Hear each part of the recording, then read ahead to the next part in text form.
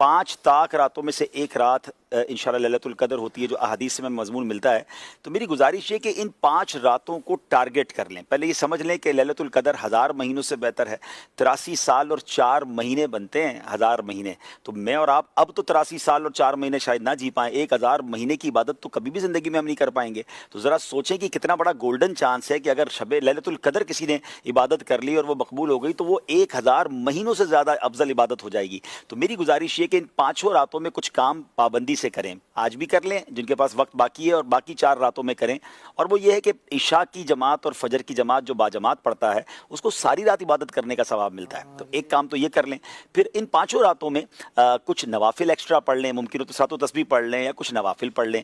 तीसरे नंबर पर कुछ ना कुछ अल्लाह की राह में खर्च करें। बेशक 50-100 रुपये कर लें, जिसकी जैसी हैसियत। 500-500 रुपये 5 रातों में कर लें, 1000 कर लें या 10,000 कर लें, जितनी आपकी हैसियत है।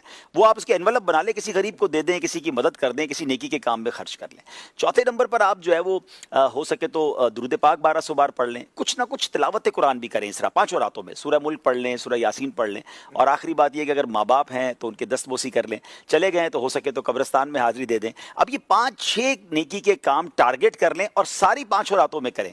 अब इन 5 में से कोई भी रात अगर लैलतुल कदर हुई तो हमारी ये तमाम नेकियां मल्टीप्लाई हो जाएंगी इंशाअल्लाह। लैलतुल कद्र खैरुम मिन अल्फि शहर, 1000 महीने